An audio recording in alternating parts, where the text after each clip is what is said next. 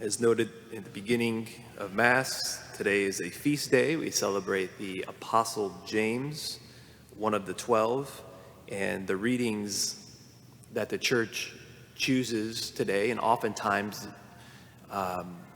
for the feast for apostles, that has to do with suffering, has to do with trials. And Paul, in the second letter of Corinthians here, the passage that the church has for James, Paul gives his primary motivation on why he continues to endure the hardships that he endures.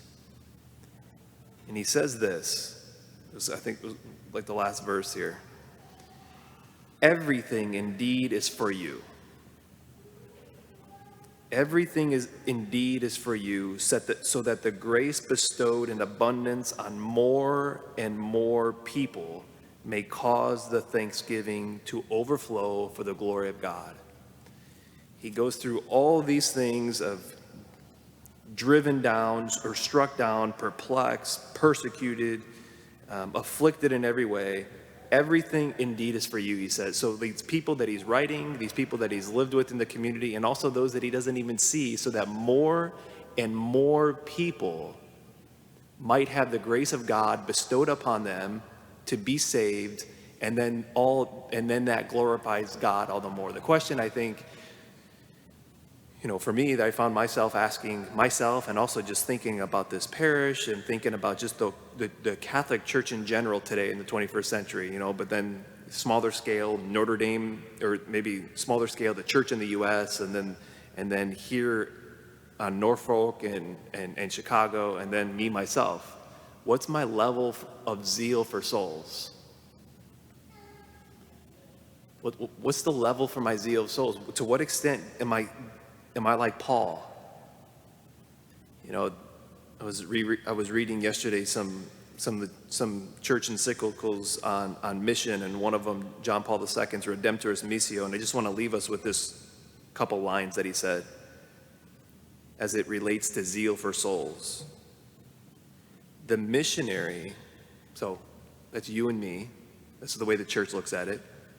The missionary is urged on by zeal for souls, a zeal inspired by Christ's own charity. So zeal for souls isn't something that we just try to fabricate. Zeal from souls comes from being united with Christ. It comes from our own relationship with him. So the missionary is urged on by zeal for souls, a zeal inspired by Christ's own charity, which takes the form of concern. It takes the form of tenderness. It takes the form of compassion, of openness, availability, and interest in people's problems. Jesus' love is very deep, he goes on to say. He who knew what was in man loved everyone by offering them redemption and suffered when it was rejected. This is the same suffering that Paul's talking about here. It's the same suffering that he tells sons of Zebedee in our gospel. For what reason? For the salvation of souls. What's my zeal for souls? What's our zeal for souls? It takes a form of great concern. What's my level of concern? It takes the form of tenderness. What's my level of tenderness when I'm speaking with somebody and they're sharing maybe their problems? Do I see an avenue to love on them and to love on them with the charity of Christ? It takes the form of compassion. What's my level of compassion? It takes the form of openness. It takes the form of availability and an interest in people's problems. What's my openness? What's my availability and interest in people's problems? More and more so, what it is we're more interested in just our problems and my interests. It's contrary to the way of the apostles. It's contrary to the way that Christ gave the mandate to the church, which is our mandate.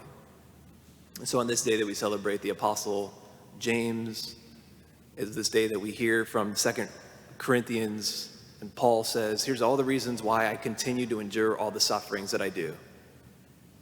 It's for your sake, he says, so that more and more and more and more people might have the grace of God bestowed upon them.